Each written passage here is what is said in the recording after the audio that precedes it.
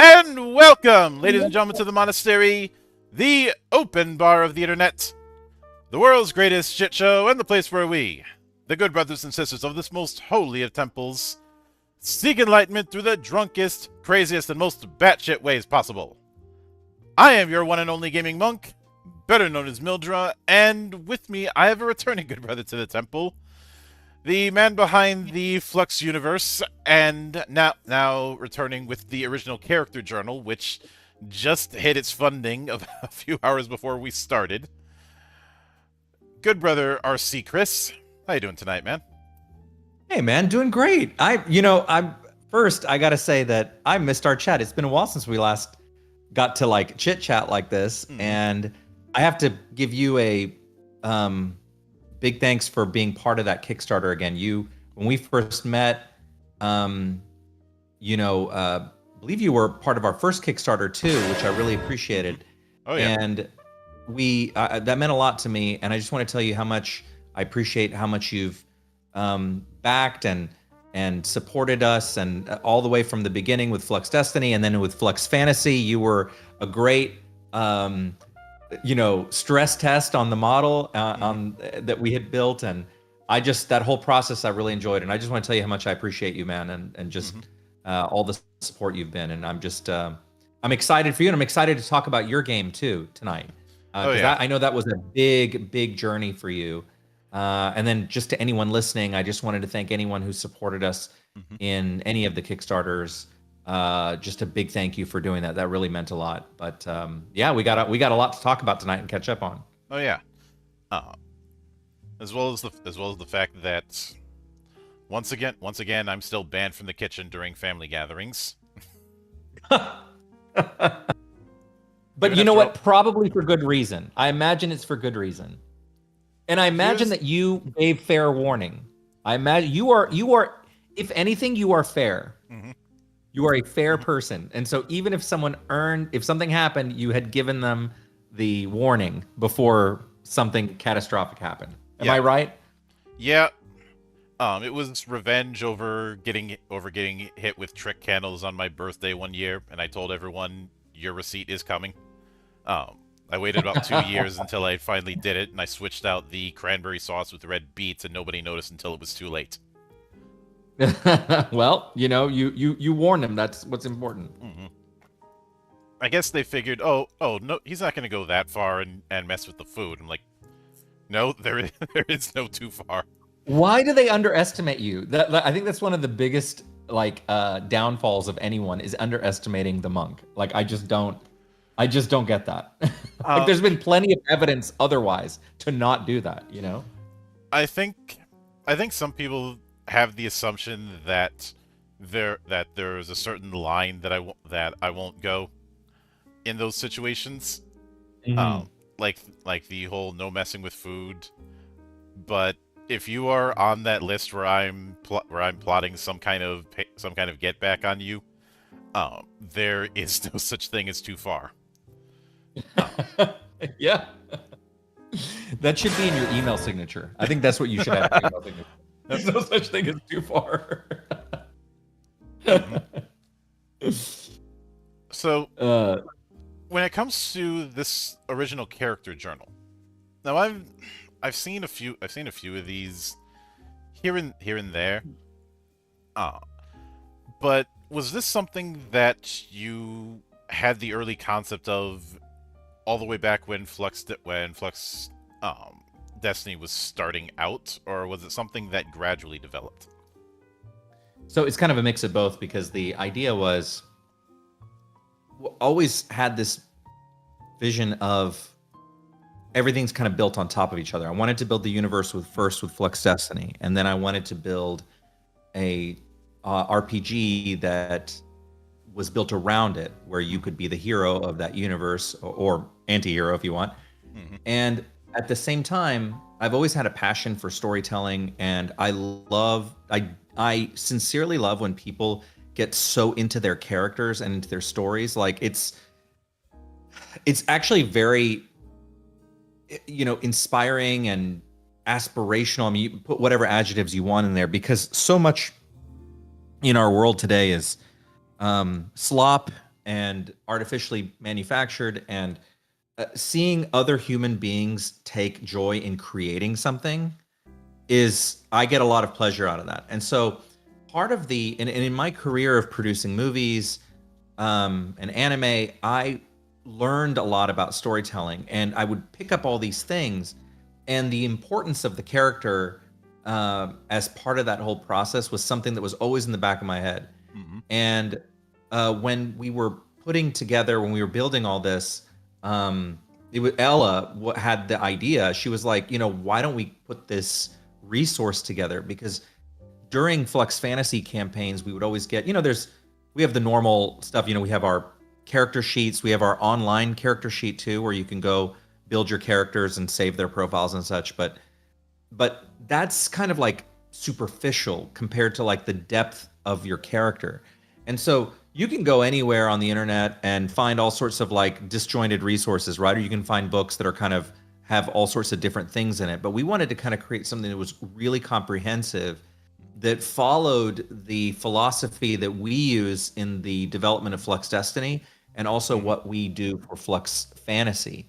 And we wanted to create it's universe agnostic. So you don't have to use it for Flux Fantasy. You can use it for any universe, whether it's a TTRPG, whether it's a novel you're writing, a webcomic, what have you. You can use it for anything. It's and even the design of the book is designed to that way as well.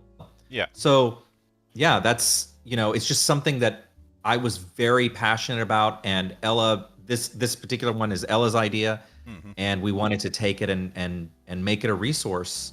And we were so happy that people, when we first announced it, were really excited about it, because the kind of, like take you, for example, and the monk character, the effort that you've put into designing that character, having other artists like create, original art in different styles, the story writing commissions you've done, all these things. These are investments into these characters that it's very personal, and it's very much like a child, right? You put a lot into it.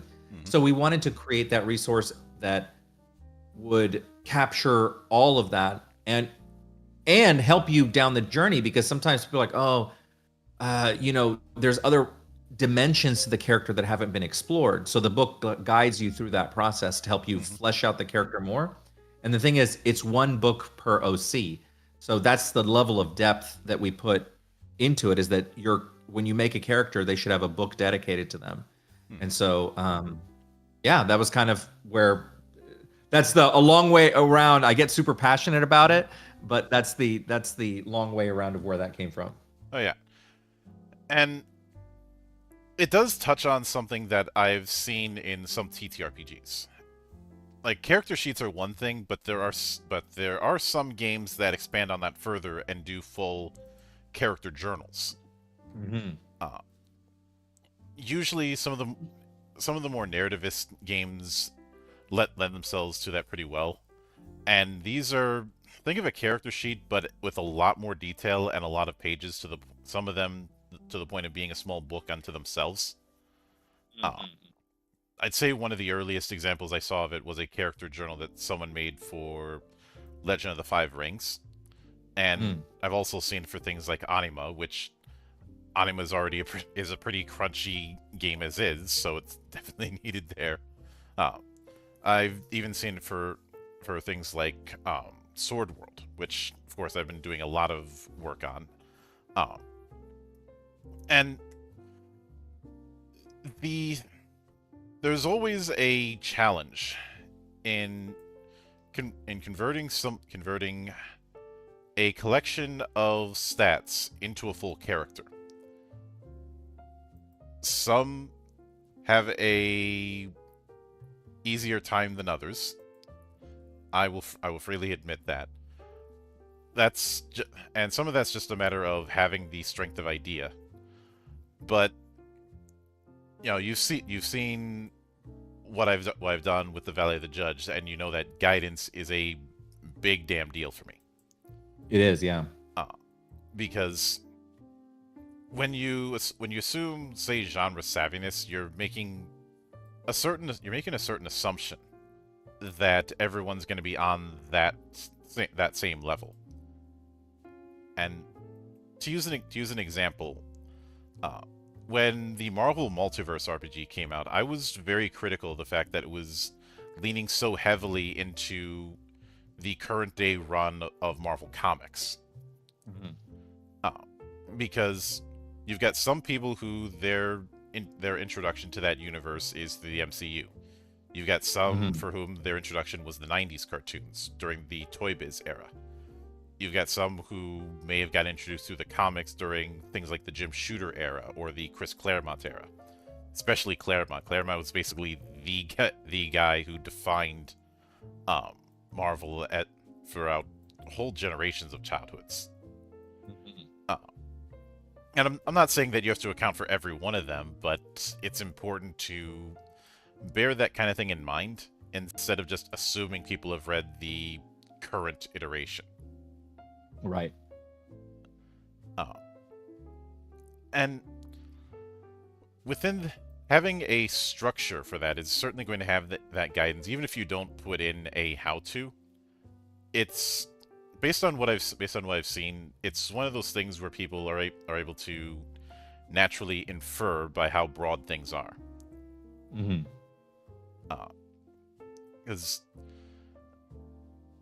And maybe this is something that you've also considered when it comes to making characters. Have you ever had some sort of music track or some sort of audio motif in the back of your mind?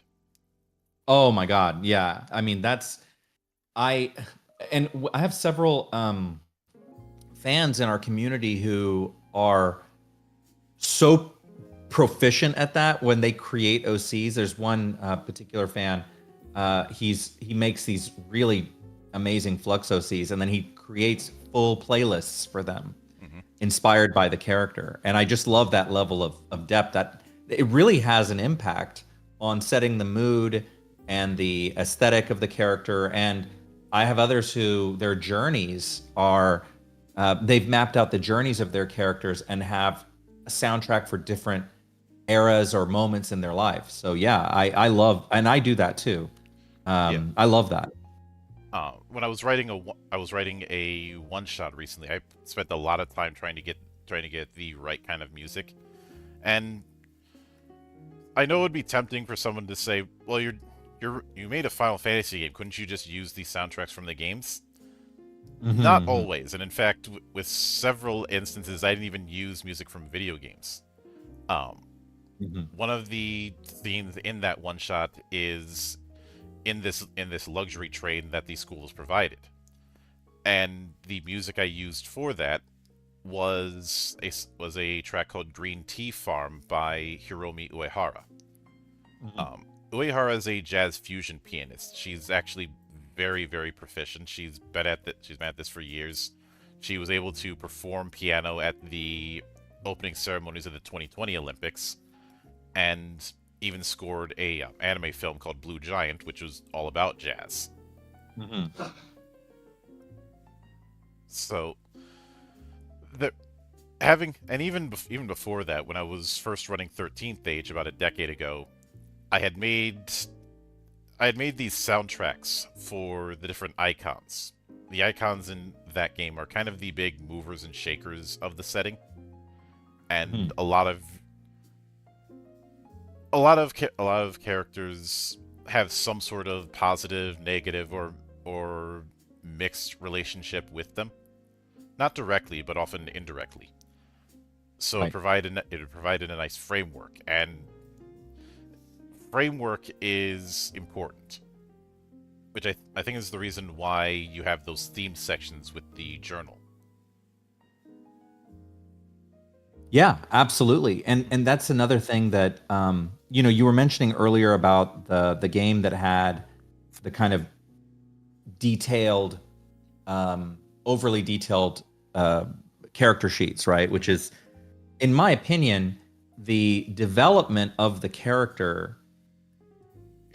The best kind of characters have their powers and their stats, and whenever technically possible with a game, inspired by their story, Hmm. right? Like if you can thematically tie it, and it doesn't have to be on the nose, right? Sometimes it can be very subtle, but the fact that you develop it with that in mind, I Hmm. feel like the character sheet should be Yeah. secondary to the development of your character. Now, obviously, there are characters who, when you go through campaigns and using the campaigns as a method of character development, that's great too. It doesn't mean you have to have the whole thing figured out, Hmm. you know. But as much as possible, letting your character's story and their traits and flaws, their idiosyncrasies, all those things like influence how their character is built, I think is just kind of richer character building, Hmm. as opposed to there's no right way to do it. I just No. think it's richer to do it that way. Yeah. Um, I'd also like to hit upon the prompt cards that you have as one of the reward tiers, because what instantly came to mind when I saw that is a game that a few years ago celebrated its silver anniversary, and that was Everway. Everway was a project by Jonathan Tweet. One which involved interdimensional characters known as sphere walkers, but the big part is it had its own deck of cards that it used, called the Fortune deck, which was Mm. loosely inspired by tarot cards. And it was less about whether or not you succeed or fail, but more about what happens next. And that guidance thing, once again, we kind of have that in play with the prompts. Uh, Right. I've seen similar things. I know my mentor has this gimmick called Table Topics. That's just a deck of random cards for some sort of icebreaker question when you've got company over. Right. Yeah. I've even seen bots in Discords that are all about. I think there's one in the Flux server that's all about There is. Yeah. asking people random questions about their OCs, That's right. and it's in that particular tradition of giving people guidance. Um, to bring up Legend of the Five Rings again, one of the famous things that it has for its character creation that doesn't involve any stats is the 20 questions. Every edition of L5R has had this, and L5R has been around for a long time. It started as a card game and then evolved past that, and it was a card game with a ongoing story. Uh,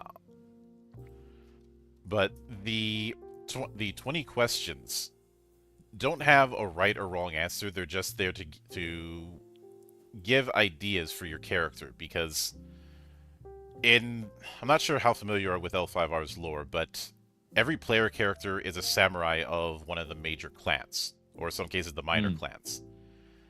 And because of that, you can't really do the you all meet in a tavern kind of thing. They, Oh, even at the start, are a known character with a background, with responsibilities, with relationships, even if it's just between other clans. And that's something that has to be considered. And some of the questions do tie into stats, but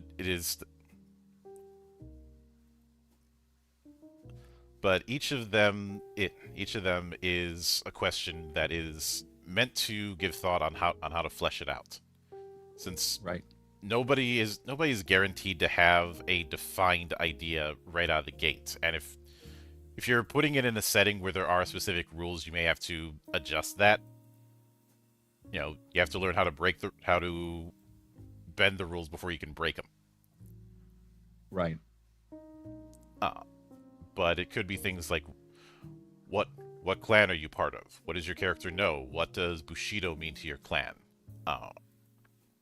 What is your character's school? What roles does that school fall into? How does your character feel about honor? How do they feel about their lord? How do they stand out within their school? What are their concerns or foibles that trouble them the most? What have they learned during their life? What do most people notice upon first encountering them? All those kind of questions that they don't have to have an answer right out of the gate, but it's something to think about.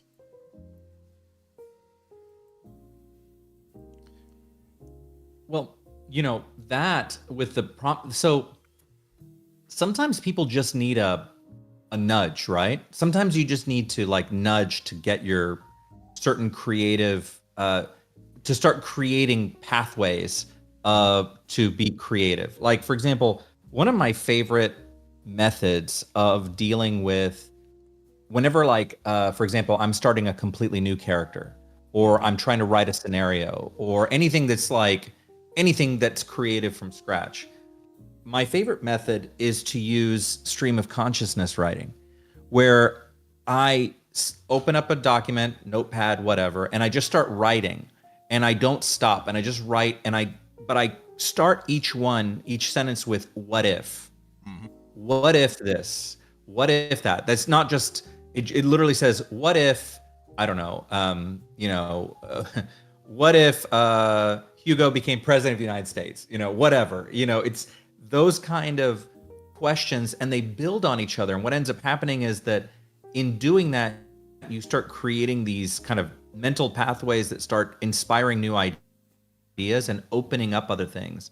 I have solved so many creative problems using that method, where things that I never would have come up with organically, and maybe they would have, but maybe it would have taken a long time, are accelerated with the use of a method like that. And so the prompt deck kind of serves as a method of doing that, right? It's like, okay, we're going to provide you with these questions that will get you started and get the conversation started, whether you're sitting and talking with friends or whether you are talking by yourself.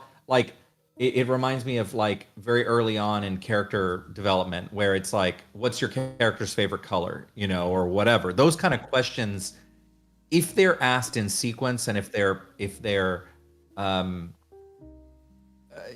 you go down that path, can open all sorts of really cool expansions on the character and ideas that you never would have considered before. So that's the idea behind the prompt deck, is to help that, is to give folks some, where do I start? Okay, start here. What's the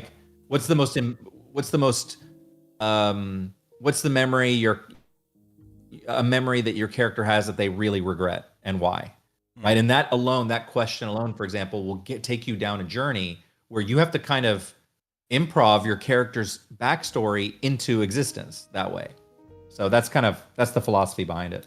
Oh yeah, and it's definitely something I'll be keeping an eye out and looking forward to. Which I'm not sure if this is something you've considered down the road, but it would be interesting if at some point in the future you end up doing kind of a Flux Destiny take on fighting fantasy. Those sort of game book style approaches. Yeah. That's fighting fantasy is the biggest entry, though my favorite has always been Lone Wolf. Especially since, thanks to the folks over at Project Aeon, a chunk of the Lone Wolf game books can be played online for free. That's awesome. And yeah, next down the other things that are kind of coming down the the pipe with me and these kind of tools is creating more like like actual like digital like game versions of this stuff, right? Where you can like OC creators and things like that. That's what's coming next Hmm. from us. So I'm excited. And then other Flux Destiny and Flux Fantasy related Kickstarters will be on the way too. So, Oh yeah, but you know, we're that's kind of like where we're going with that. yeah. Now, when we were setting up this interview, you hinted that there were a few questions that you had for me regarding the pathway of Legend Edition. You know, Yes. my Final Fantasy project that I spent 4 years developing and am currently in the process of getting editing done for the 1.2 versions of it. So having been down that process myself, I there's so much that I know in parallel must have happened in. So I have two sets of questions. One set of questions is like the process question that got you to where it was, and then some content related questions. So the first question was when I'd actually like to start at the end. Mm-hmm. What was the moment where you realized, like when you said, okay, this is ready to go? What was that moment for you? Was it a moment or was it a gradual sort of, It was you know, it was a gradual thing. yeah. Uh, and it was it was I think it was more in line with the chain of events after we showcased the project at Sage that year, Hmm. and started building a pipeline to the endpoint. Uh, that once that had happened, it was like, all right, we have a. I was like, we have a direction on where things need to go, and it's just a matter of knocking those things out until we have it in a feature complete state, and everything after that is just refining or dealing with any oversights. Was there an all is lost moment for you in this process where you were like, this thing is bigger than you thought, and that you were worried about your ability to finish it? Because it's pretty substantial what you've built over these 4 years to get to this point. And, you know, anyone who hasn't seen it yet needs to really look and see the amount of effort and detail that's gone into this. Hmm. And I'm just curious if there were moments of like natural human hopelessness that you reached with it. You're like, this is just, I don't know if I can finish this. Um, I was meeting up with Xanatrix on these weekly calls where we were going over things piece by piece, and it was one of those things where I knew this was going to be a large project from the word go. Right. I knew it was going to be a big thing just because of the design goal, which was to be this agnostic affair that could emulate Final Fantasy regardless of subgenre or style. Because that was one of my big frustrations with my predecessors, that they so overly favored the styles of the SNES era. Hmm. Which, don't get me wrong, I love that era as much as the next guy, but I knew that there were whole generations that had more connection with other eras, and I wanted them accounted for. Right. And I know there was also, and this is peeling the curtain a little bit. During a chunk of the development time, I was between houses, and focusing on writing was something that kept me from focusing on the fact that I was stuck hotel hopping for a few months. Mm. So that whole thing just didn't really happen because I was so focused on what is the next part that I'm writing. And once that's done, okay, what is the next part that I'm writing? And having a layout of what I was going to write and what I was going to dedicate for the calls that I was having with Zan. Right.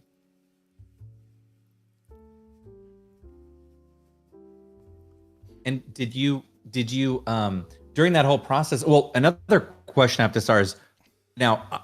I obviously love Final Fantasy, Mhm. but I'm curious. Did you go through a number of universes before you settled on Final Fantasy as the source, material, No, it was always going and to be why? FF.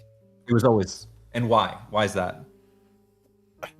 I talked about this when I did the thought experiment that this whole thing sprang from about 5 years ago. But Final Fantasy has an interesting lineage of games when it comes to tabletop, starting with the Returners project in the mid '90s. That going through several editions over several years, then disagreements with the team in that, leading to a bunch of projects as everybody went off on their own, and eventually a whole new group of people saw those projects and built off of that to make their own stuff.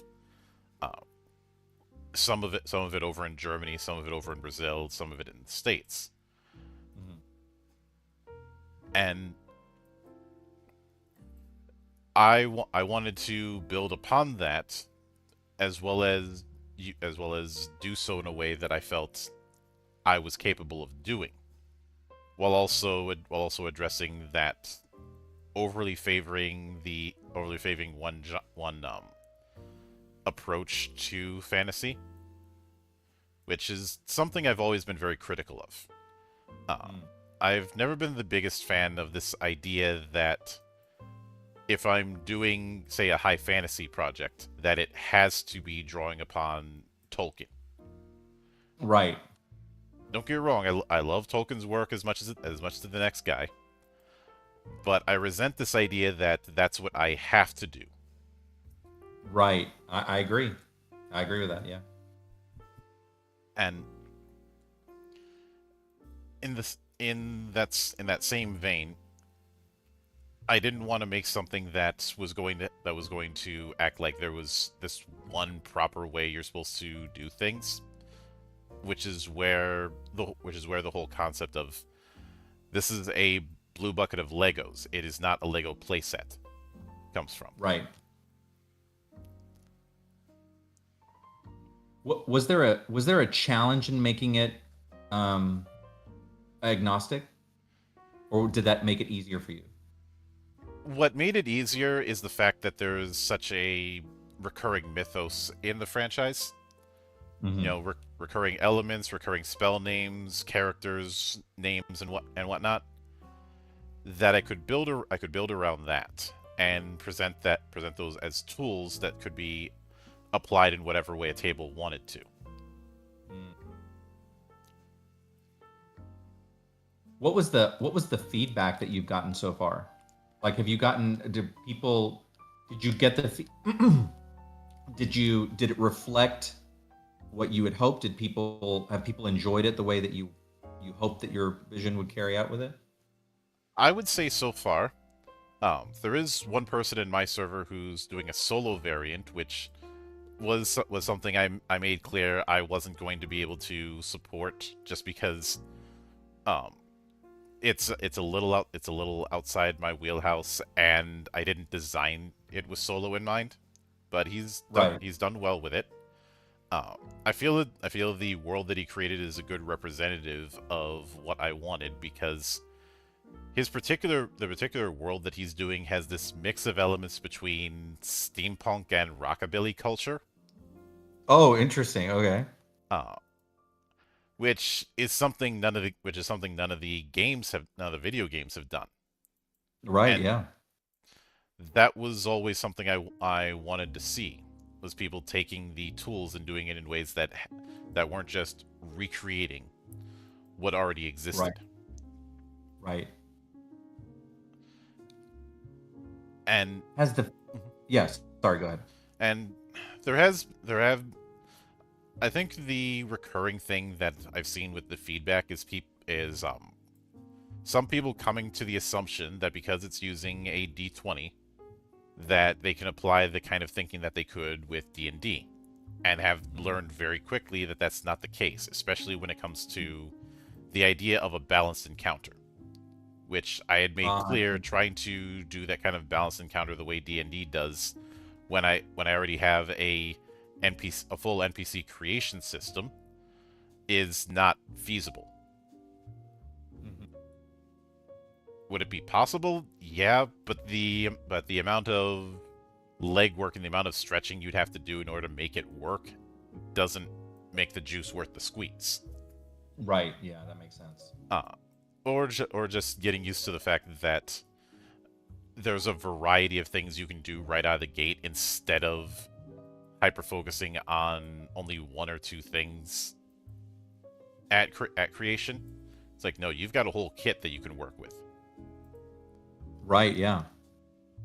Uh, When when you made it, when you chose, so I'm always so curious about, like, I ask these like technical, like fundamental questions because I think they're really important for any creator, regardless of whether you're making a TTRPG, whether you're writing a story, whatever, is that kind of deciding the creative guardrails that go around it.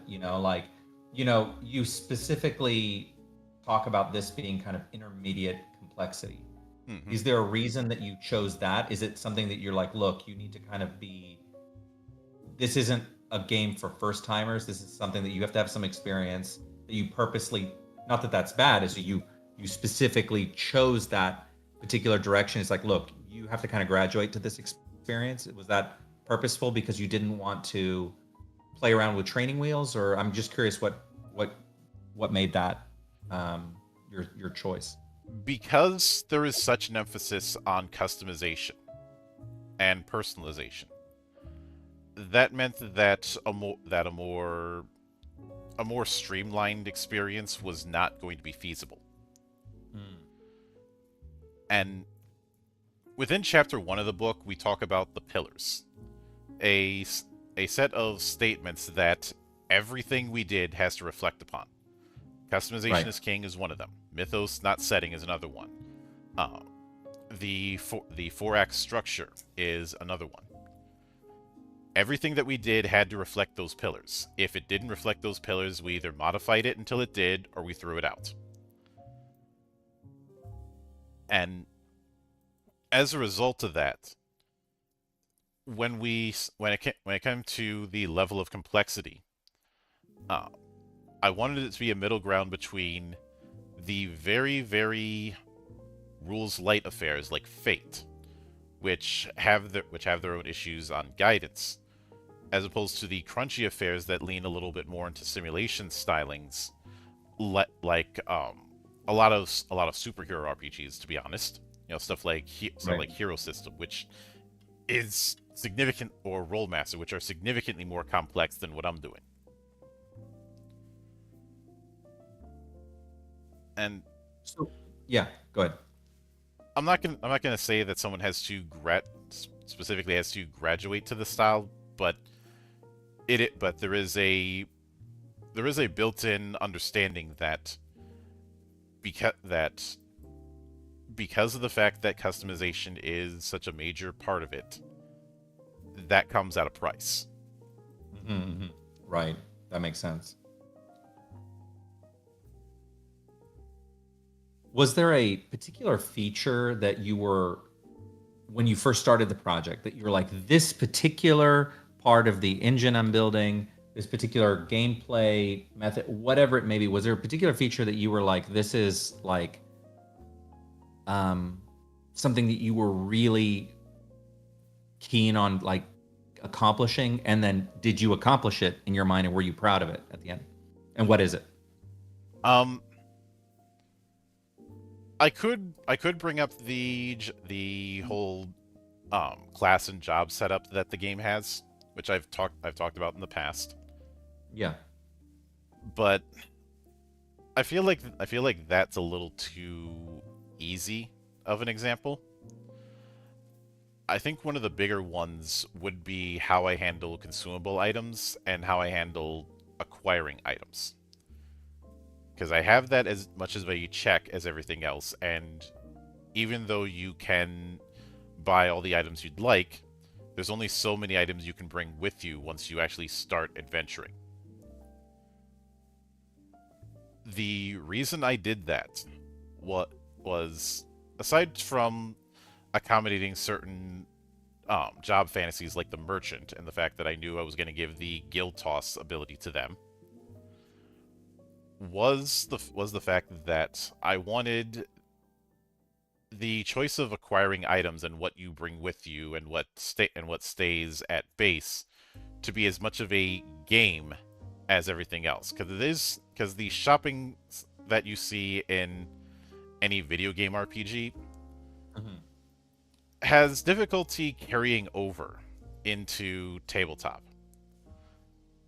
Now, some of that is because you don't have a menu to work with; you just have the whole list.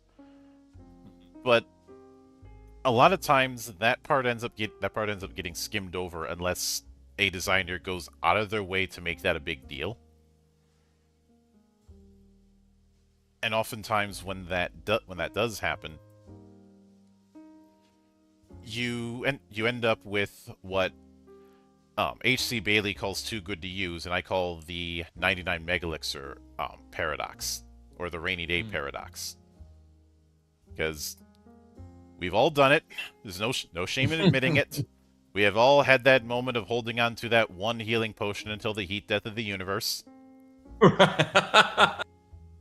Or the gag of, I can't use one of my 99 Megalixirs, what if I need it for later? He says at the final boss of the campaign.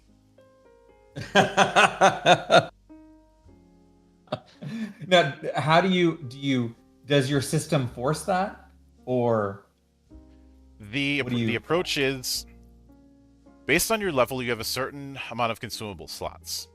These are across 4 different tiers. Much in the same way that magic items are across 4 different tiers, and your level determines what of those tiers you can equip.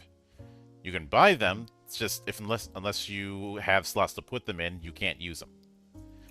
And at the end of the adventure, at the downtime phase, the consumables that you had equipped, which are once per encounter things, think kind of like the medkit plus that you have in Flux Fantasy, those are lost, and you have to reallocate new consumables. So that healing potion that you took with you, at the end of the adventure, you give that up. I see. That makes sense with it. So you have to bring stuff you know you're going to be using. Yeah, that makes sense. For the next version, are you, what kind of, because you and I before the call were kind of talking about the next upcoming 1.2 version. Are there changes that you are comfortable talking about already that you're going to implement, or did they come from feedback, or did they come from you just continuing to iterate after the release? A little bit of both. Some of them are iterations, and some of them are addressing certain holes that I ended up discovering. The big thing has always been, it's not really about balancing, but more about making sure that everybody has regardless of how they build their characters, has a way to contribute and a way to have fun with it. Because the last thing that I wanted is to have that character archetype that ends up lagging behind, or is only doing one thing, or is getting completely outclassed by other people at the table. Think of the way the basic fighter in some fantasy games is just a one-trick pony, while everyone else does a variety of things. That was something I was trying to avoid.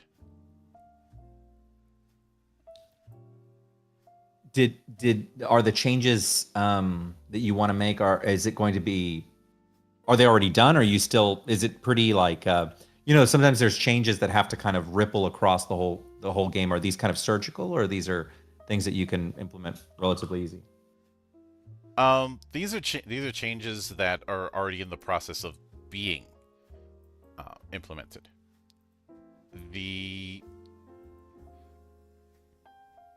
are things that I've already sent them off to the person who's handling the graphic design part of the editing. and those are being updated as we speak. It is going to take a while because this is a large book, but there's a bunch of little things, and we have a full errata log that's about 6 pages long.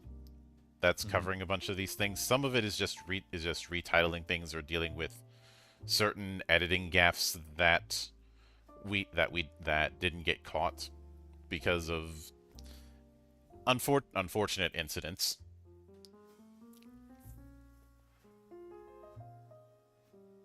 Is it with the design of the book? By the way, the design of the book is really beautiful. Like that is all the original art that your group had put together for it, because the art in here is beautiful, the layout's beautiful. And what was that process like? Not all of the art is original, but all of the art for races, classes, and jobs, as well as some of the art for weapons, is. I had worked with a few people like June Chris and Marcel Duplessis on handling the art, and I was very hands-on about what I wanted and what I didn't want. Familiar but different was a watchword I had for the designs.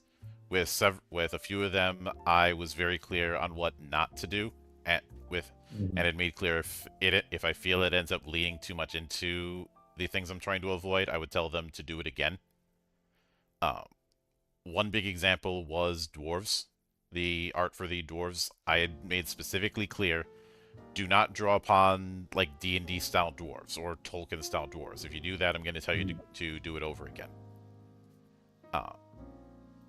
Because there's a particular look and a particular cadence with dwarves in Final Fantasy that I wanted to emphasize more than the dwarf you might see in Lord of the Rings.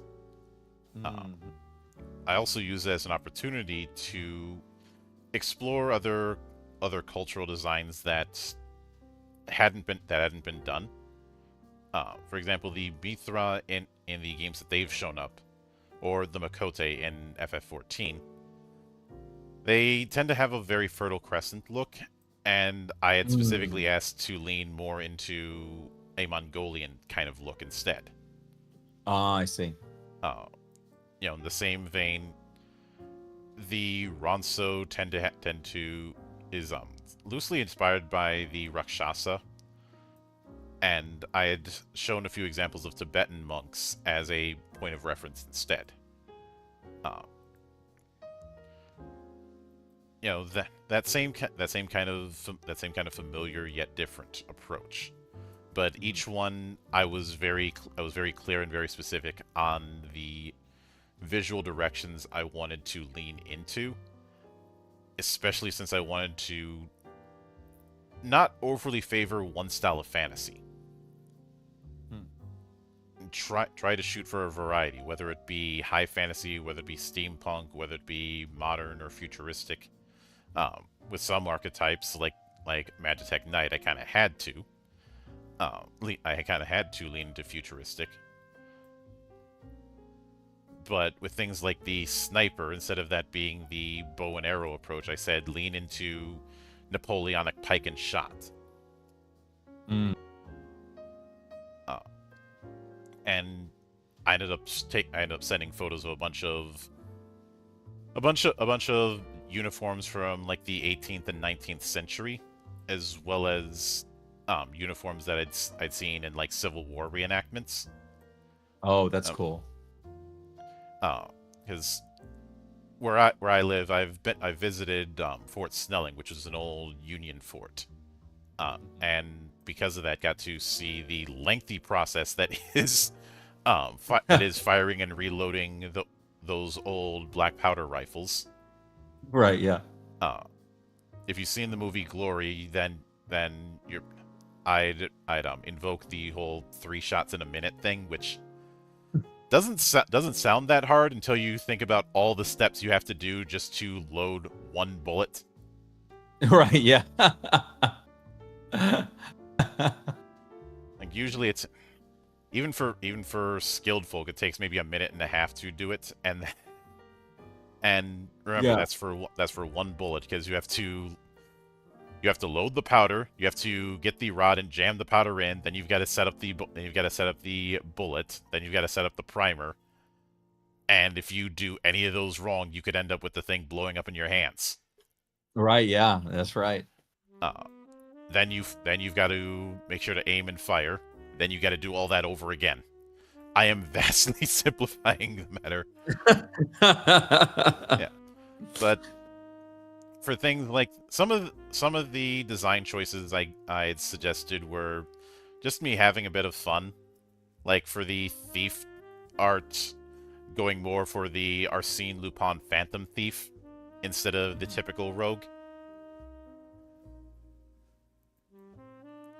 So, which kind of like brings me, I know with the time we have left, I have two questions I need to know the answer to. Shoot. One question that kind of hinges on all this is, again, going back to the production process. When you were gearing up to do all this, it sounds like that you did have like a mood board process, or you were, in the art direction of this.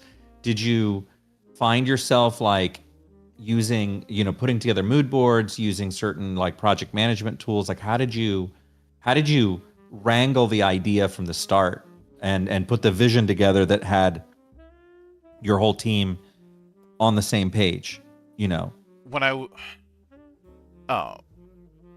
I would give certain keywords and then tell people to work with it, and we'd narrow things down as we went. I've never used a mood board per se. What I've done is I've given people a collection of images and the like to get a consistent feel, and then let them go from there.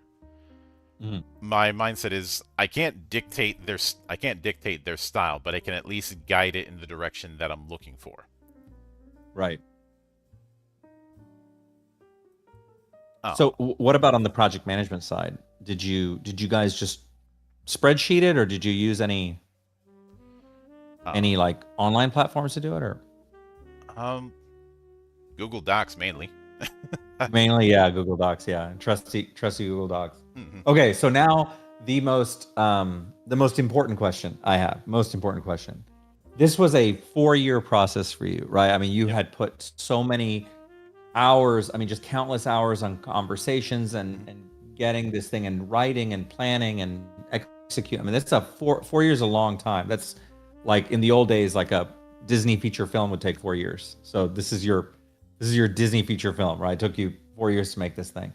How did you celebrate when it was done?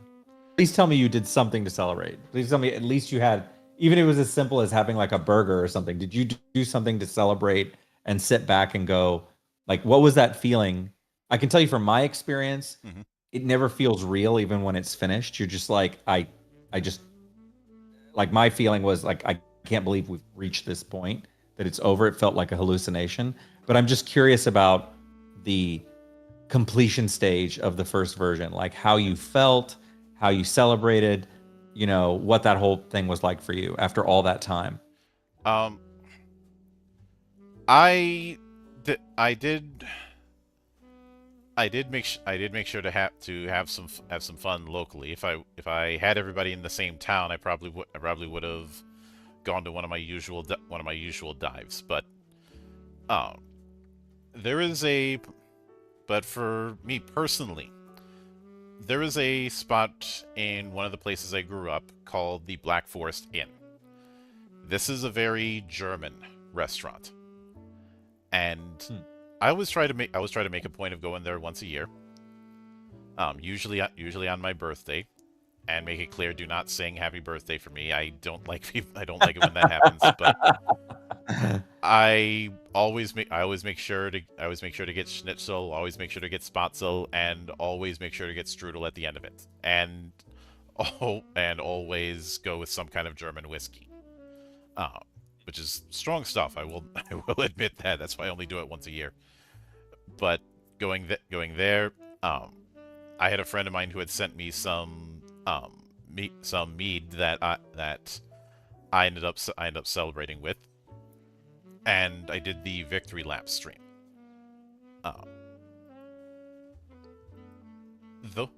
that was how I had celebrated, and right when I was done, I'm like, all right, here's what the next move is. Mm-hmm. And so it must have been, did it feel real for you? Did it feel like at that moment, did it register with you that you had the 4 years had passed, you had gotten it all done, Mhm. and that you could sit back and look at the whole product and go, well, shit, like we did it. Like, did you have that moment? Um, Only when somebody told me, because I wasn't thinking about how long it had been, because I was so focused on moving right to the next part of it. Uh, so it's the same as the fact that I've been doing this channel for 11 years. Mhm. I I just kept moving from one thing to the next thing, and before before I knew it, I had done 1,000 plus interviews on this channel. It's crazy. It's so crazy. That's just amazing.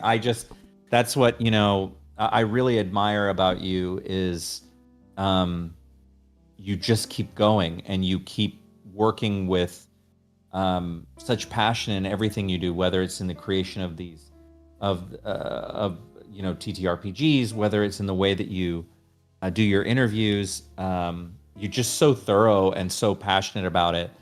And I think that's really cool because, we live in a time of great cynicism, and I get really inspired by seeing other creators like you who say, well, to hell with that, I'm still going to create and I'm going to have passion and I'm going to do it. And I just